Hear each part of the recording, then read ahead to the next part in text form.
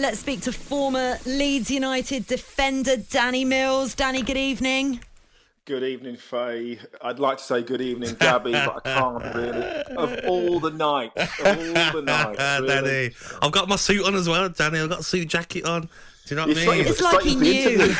He's straight into the interview is what he's after. Did you see, so I don't know if anybody else listening has seen Gabby's Instagram post earlier on, touting himself effectively for Marcelo Bielsa's job. Danny's going to join me as well. Is he part of your backroom staff? staff? To defend. I've put my hat in to be his defensive coach. Oh, wow. You'll regret that. Can you imagine being bossed around by this man, to my right? I could take that. No, I don't think it's really surprising. I'd heard rumours that his job was under serious threat no matter what the result today. And I think the fact that not only was it a bad result, the performance was terrible. And I think that just compounded everything. I think listening to Gabby, driving back, you get to the point you can't keep making the same mistakes. You can't keep going down the same road, playing this incredible man-for-man, expansive game of football, because the players start to lose heart. I noticed it when they played Man City and they got beat 7. 3-0 down after 20 minutes. As a player, you go, we're not doing this anymore. We have to stop. Gaffer, I don't care what you say, we have to stop. And I'm sure there must have been dissent amongst the ranks of players going, look, we can't keep doing this because we're getting battered. We're getting demoralised. It's okay when you're winning games, but when you're not, you have to change something. Danny, you've probably been in clubs and in training. I've had training sessions where Martin O'Neill used to do one-on-ones.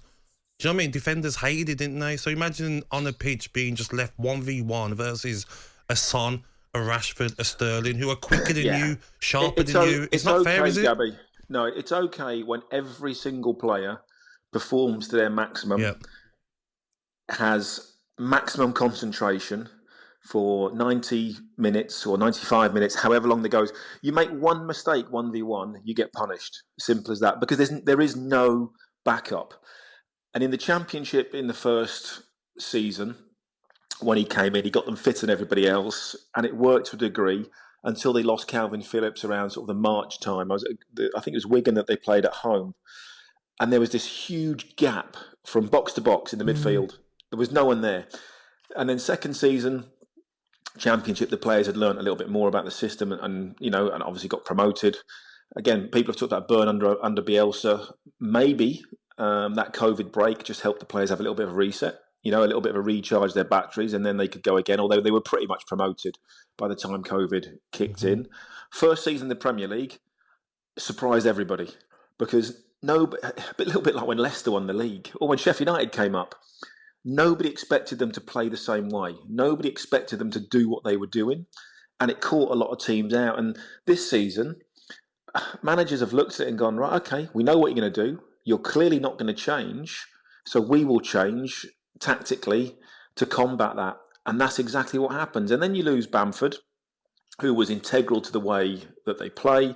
You lose Calvin Phillips and you lose Liam Cooper, who's a leader in the back four. You lose 3 major players, you've got no chance. But there has to be a point where Marcelo Bielsa says, this is not working. You can't get beat 7, 6, 4, 6 and think it's okay and we will turn it around. It's not like you're Burnley and Sean Dyche and going, well, you know what, we got beat 2-1 today. We got beat 1-0. We were in the game until the very last few minutes or whatever it might be. Even like Everton today, we're in it right until the death. When you're 3-0 down after 20 minutes, game's gone. Game's over. And you made a key word there is change, Danny. And, Gabby's mentioned it, you've mentioned it, Leeds fans as well have mentioned it themselves. When you've got somebody as principled as Marcelo Bielsa, who insists on sticking to his philosophy no matter what, there's an element of stubbornness to that, which comes with criticism. But we were just talking to Paul, the Leeds fans, who said he was disgusted by the decision by the club, disappointed that Bielsa has gone. But he wouldn't listen to Gabby's point of view of you could potentially go down. 16 years they had to wait to come back to the Premier League. I think there will be mixed emotions because after 16 years, he brought them up into the Premier League. He got them back to where they deserve to be and probably where they belong, in the grand scheme of things. But it's taken a long, long time. And Leeds fan, and he will always be hero worshipped for that. Deservedly so. Yeah, but if you take them down, that doesn't work either. So that there has to be balance within all this. Yes, Bielsa is extreme. He's very, very different. He's unlike any other manager that Leeds have ever had. But all the best managers throughout the whole history have always adapted and changed. Sir Alex Ferguson would have changed his team, away from home, would play 5 in midfield against Europe, would play Rooney on the left wing if he had to. Pep Guardiola even did it. He's done it in the Champions League, maybe to his own detriment at times, and it hasn't worked. Klopp will change, and change one or two things and solidify the midfield from time to time. Mourinho used to do it, and would change and would, and that's what the best managers do. It's a little bit. I talked with Gabby earlier. It's a little bit Arsene Wenger when everyone kept saying you need a goalkeeper, you need a centre half, and you need a centre midfield player. And the more people told him that, the more he went, no, I'm going to do it my own way and I'm going to prove you all wrong. And of course, it didn't work in the end. And I think it's got to that point where Leeds, the owner, obviously got new possible potential big investment from the San Francisco 49ers.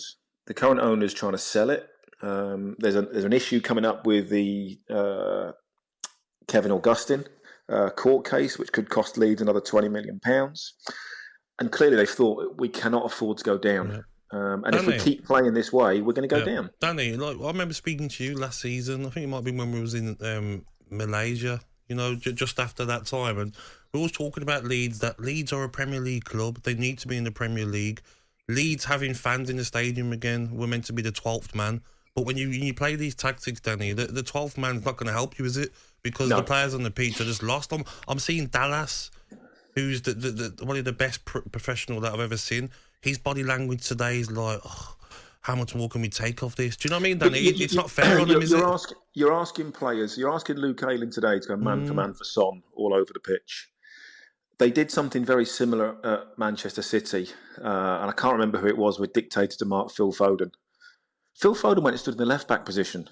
Yep. So then you've got a defender going standing in the right wing position, and it's a little bit like the olden days when someone was told to play man for man. They're going to stand next to the manager on the touchline, and it was like, I'm just going to follow him wherever he goes. If he goes off the pitch for a wee, I'm going to go and follow him into the changing rooms. It's almost like that at times, and it leaves such massive gaps. First thing about defence, being organised. Your back four stays in its place. You don't allow too many gaps to open up, and you're solid. Look at what Burnley did to Tottenham in the week. Organised back four. That's where everything starts. And as I said, in the first season of the Premier League, got away with it because it was so high tempo. It was so different, and Bamford was in great form. It surprised an awful lot of people. But when it starts to fail, and I think they've conceded nearly 40 goals in 12 games. As a player, you're going into that dressing room and you have to start questioning the manager. When he's, after getting beat really heavily 3-4 times in a row, and he says, right, we're going to do this and we're going to go man for man, there'll be senior players in that dressing room start to go, this ain't right. We can't do this because we're going to get battered. And I think that, and as Gabby just said, the body language is no longer great. It looks like the Leeds players have stopped believing in the system, stopped believing in what they're trying to do. I used to play left wing a lot on the half of my career. The amount of times I was told by the left back to help me, double up. You're playing against a superstar, double up. You're not leaving me on my own, I'm going to get ripped here. Or the manager would say it, double up on that player, let it go to this midfielder. He's not the best. Double up on that midfield. Do you know what I mean, Danny? But to go man for man all around the pitch. No one ever scores. No one ever scores from outside the final third. Yeah. Danny, and genuinely, it's in the 18-yard box that people score. Before we let you go, 2 quick questions for you. Firstly, reports are suggesting that Leeds have got their eye on former RB Leipzig and RB Salzburg coach Jesse Marsch as their top target. What do you know about him? What could he do for Leeds? That's been rumoured and muted quite a lot around Leeds, that he was going to come in at the end of the season. That may now be obviously made a little bit quicker. I think he's out of a job at the moment, isn't he? Yeah. So he's available to come in very, very quickly. Again, he's going to have to come in and organise people incredibly quickly, and change the whole formation and get the players on board. Because at the moment, confidence is rock bottom. And going to Leicester in their next game, I think I was listening to Gabby earlier, if they continue to play like they are at the moment, Leicester will just sit back, play on the counter-attack, and it'll end up another 3 or 4. So Jesse Marsch has got a job on his hands, because not too many players will know too much about him and about his ways. And it might take a little bit of time to go from one extreme to the other. And there'll be a transition period in that. But, as far as yes, of course, I hope Leeds stay up. Desperate for Leeds to stay up and stay in the Premier League. I think they're a fantastic addition. Just hope this isn't too little too late, because you have to remember as well that they didn't invest in the transfer window.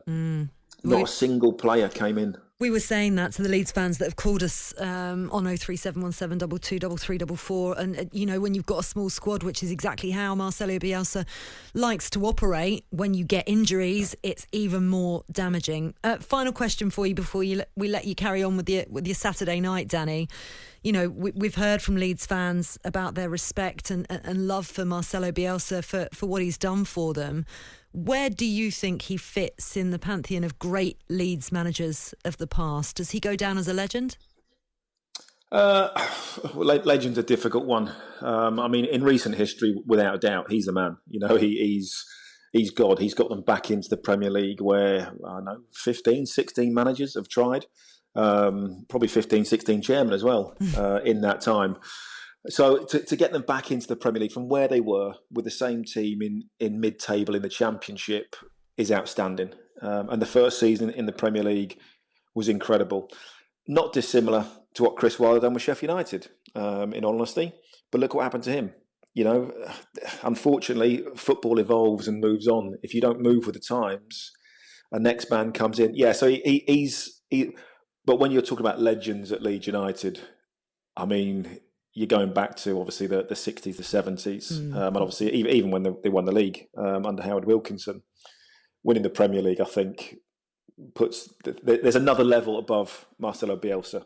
I would call it. The likes of Don Revie and Howard Wilkinson that won the league, and all those greats. Even Eddie Gray that was manager for a short-term period as well. Danny, doesn't it frustrate you? You're obviously a Leeds fan, and you play the game at a high level. Doesn't it frustrate you that he just couldn't change tactics for different games, Danny? That's what I just don't understand. Like, there's stubbornness, but like, you're playing against the top teams. Rafinha on the counter-attack, Harris on the counter-attack, packed in midfield, play 5 at the back some games, mix it up a bit, and they would have been fine. It's like, obviously we know about his training and his murder ball and his fitness stats, and when you look at it, a very, very small squad. Doesn't like players going out on loan to gain experience, because he thinks the players can learn a lot more under him on the training ground. Not necessarily sure I agree with that. I think playing at times is the best thing that you can do. But yeah, he's done an unbelievable job for Leeds to get them back into the Premier League and have that fantastic first season. But this season, when the fans have been back in, it's been some really, really tough times. And some really hard results. Losing 6 to Manchester United on the opening day, that's one of the worst results. And then getting beat 4, last week, and 6 to Liverpool, 4 today at home. It's like, that should not happen to Leeds United. As I said, listening to the coverage across game day today, I think it was a matter of time, irrelevant of today's result. I think that's just, made them move a little bit quicker. Brilliant stuff. Thank you very much, Danny Mills, former Leeds United defender. Make sure that you and Gabby invite me up to Thorpe Arch when you meet the players, for sure. Cheers, Danny. Enjoy the rest of your Saturday. See you later, Danny.